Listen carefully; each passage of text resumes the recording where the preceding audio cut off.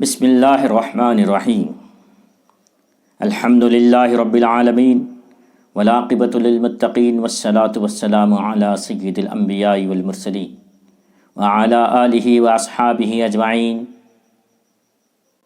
اما بعد۔ ناظرین و سامعین، السلام علیکم ورحمۃ اللہ تعالی وبرکاتہ۔ ملفوظات سلطان المشائخ نظام الدین اولیاء محبوب الہی فوائد الفواد کو پڑھنے جا رہے ہیں۔ ان ملفوظات کو جمع کرنے والے حضرت خواجہ امیر حسن اعلیٰ سجزی رحمۃ اللہ تعالی علیہ ہیں۔ حضرت خواجہ امیر حسن اعلیٰ سجزی رحمۃ اللہ تعالی علیہ فوائد الفواد کی جلد اول 8ویں مجلس میں فرماتے ہیں، اسی سال ماہ شوال کی 26ویں تاریخ جمعے کو نماز کے بعد قدم بوسی کی دولت حاصل ہوئی۔ نماز کا اور امام اور مقتدی کی حضور قلب کا ذکر آیا۔ حضور قلب یعنی دل کو حاضر رکھنا۔ ارشاد فرمایا کہ نمازی کی حضوری کی ابتدا یہ ہے کہ نمازی جو کچھ پڑھے اس کے معانی کو دل پہ طاری کرے۔ بولے نماز میں حضور قلب آئے، اس کی ابتدا یہ ہے کہ نماز میں جو کچھ پڑھے اس کے معانی کو اپنے دل پہ گزارے۔ اس کے بعد فرمایا کہ شیخ الاسلام بہاؤالدین زکریا رحمۃ اللہ تعالی علیہ کے مریدوں میں سے ایک شخص تھے، انہیں حسن افغان کہتے تھے، صاحب ولایت تھے اور انتہائی بزرگ، اتنے کہ بہاؤالدین فرماتے تھے کہ اگر کل مجھ سے پوچھا گیا کہ ہماری درگاہ میں کیا تحفہ لائے تو میں عرض کروں گا کہ حسن افغان کو لایا ہوں۔ اتنی بڑی شخصیت حضرت حسن افغان کی تھی۔ ایک دفعہ یہ حسن کسی گلی میں جا رہے تھے، ایک مسجد میں پہنچے، مؤذن نے تکبیر کہی۔ ایک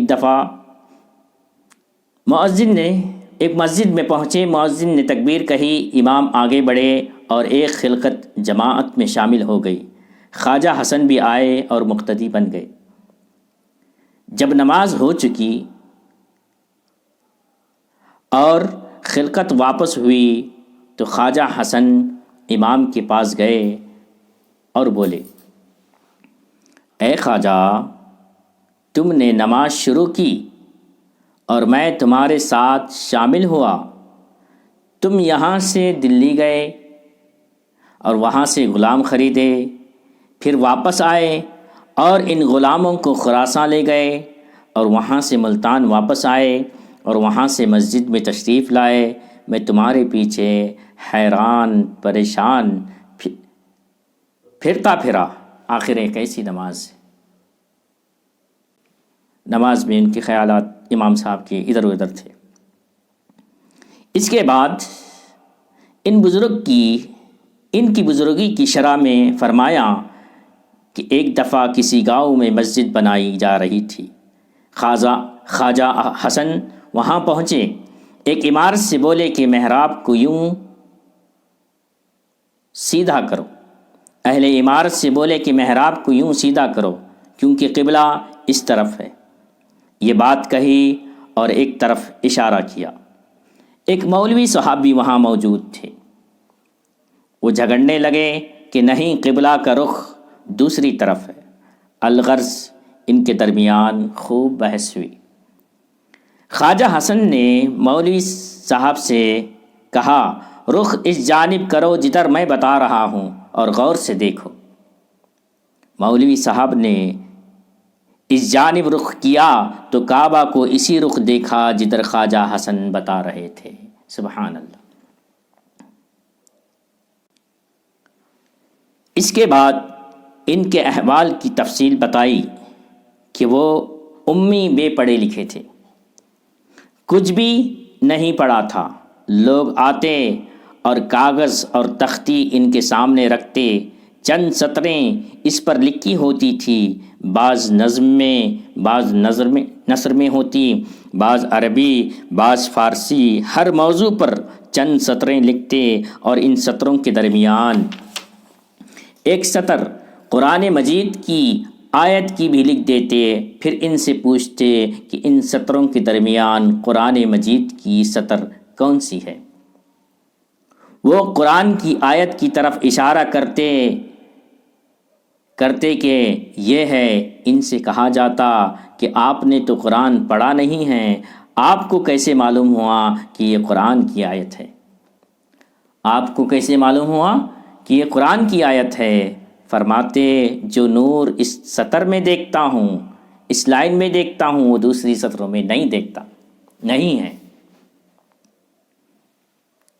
خواجہ حسن افغان کے سامنے قرآن الگ الگ فارسی کی عبارتیں، اردو، الگ الگ زبانوں کی عبارتیں، عربی عبارتیں پیش کی جاتی، پھر اس میں قرآن کی ایک عبارت لکھی جاتی، تو خواجہ حسن افغان ان عبارتوں کو دیکھ کر صحیح پہچان لیتے کہ یہ قرآن کی عبارت ہے، قرآن کا سنٹنس ہے، قرآن کا جملہ ہے، قرآن کی آیت ہے۔ تو ان سے پوچھا گیا کہ آپ نے قرآن کی آیت کو کیسے پہچانا ان ساری چیزوں میں؟ تو خواجہ حسن افغان فرماتے ہیں کہ جو نور اس سطر میں دیکھتا ہوں وہ دوسری سطروں میں نہیں ہے۔ سبحان اللہ، یہ نور قرآن ہے۔ ان بزرگ کے احوال کی مناسبت سے ذوق نماز کے استغراق کا ذکر آیا۔ ذوق نماز اور نماز میں ان کا مستغرق رہنے کا ذکر آیا۔ فرمایا کہ ایک شخص تھے جنہیں خواجہ کریم کہتے تھے، وہ شاید دہلی میں اول کلرک رہے تھے اور آخر میں دنیا کے دھندوں سے منہ پھیر لیا تھا اور واصلوں میں سے ہو گئے تھے، اللہ والوں میں سے ہو گئے تھے۔ چنانچہ اکثر کہا کرتے تھے جب تک میری قبر دلی میں ہے کوئی کافر غالب نہیں آ سکتا۔ ان کی نماز کے حضور کا حال بیان فرمایا کہ ایک دفعہ مغرب کی نماز کے وقت دروازہ کمال کے سامنے نماز میں مشغول تھے۔ اس زمانے میں میواتیوں کا بڑا خطرہ تھا، کوئی بھی ناوقت اس دروازے کے قریب اور ان اطراف میں جانے کی ہمت نہ کرتا۔ یہ خواجہ کریم نماز میں مشغول ہو گئے۔ ان کے ساتھی دروازے پر کھڑے اور آواز دے رہے تھے کہ جلدی شہر میں آ جاؤ، اور دروازے کا دربان بھی شور مچا رہا تھا۔ الغرض ان خواجہ کریم نے اپنی نماز پورے حضور کے ساتھ تمام کی۔ جب وہ اس جگہ سے واپس آئے تو ان سے کہا گیا کہ تم نے ہماری کوئی آواز نہیں سنی؟ جواب ملا نہیں۔ بولے تعجب ہے، ہم نے اتنا شور مچایا اور تم نے نہیں سنا؟ فرمانے لگے تعجب تو اس پر ہے کہ کوئی نماز میں ہو اور کسی کا شور اور اودم سنے۔ اس کے بعد فرمایا جب سے خواجہ کریم نے خدائے عز و جل سے لو لگائی ہے، تمام عمر کبھی درہم و دینار کو ہاتھ میں نہیں لیا۔ کیسی حضور قلب تھی خواجہ کریم! اتنے استغراق کے ساتھ نماز پڑھتے، شور مچایا گیا، آپ کو بلایا گیا، لیکن آپ نے کوئی دوسری آواز نہیں سنی۔ اس طرح اس استغراق کے ساتھ خاصان خدا نماز پڑھا کرتے تھے۔ اس کے بعد خواجہ ذکرہ اللہ بالخیر دنیا اور اس کی لذتوں کے ترک کے سلسلے میں گفتگو فرمانے لگے۔ ارشاد ہوا کہ ہمت بلند رکھنی چاہیے، دنیا کی آلائش میں نہیں پسنا چاہیے، خواہشات سے بلند ہو جانا چاہیے۔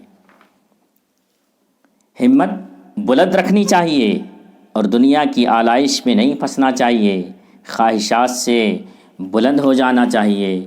اس وقت یہ دو مصرے زبان مبارک پر آئے، اس وقت یہ دو مصرے زبان مبارک سے پر آئے، یک لحظہ ز شہوت کے داری بخیز، تاب نشینت ہزار شاہد پیشت۔ ترجمہ: لمحہ بھر کو اپنی خواہشوں سے بلند ہو جاؤ، لمحہ بھر کو اپنی خواہشوں سے بلند ہو جاؤ تاکہ ہزار معشوق تمہارے سامنے بیٹھ جائیں، تاکہ ہزار معشوق تمہارے سامنے بیٹھ جائیں۔ دنیا کی خواہش دل سے نکل جائے گی، دنیا کو چھوڑ کے آگے چلے جائیں گے، دنیا کو چھوڑ دیں گے تو دنیا تمہاری معشوق بن کے پیچھے پڑے گی۔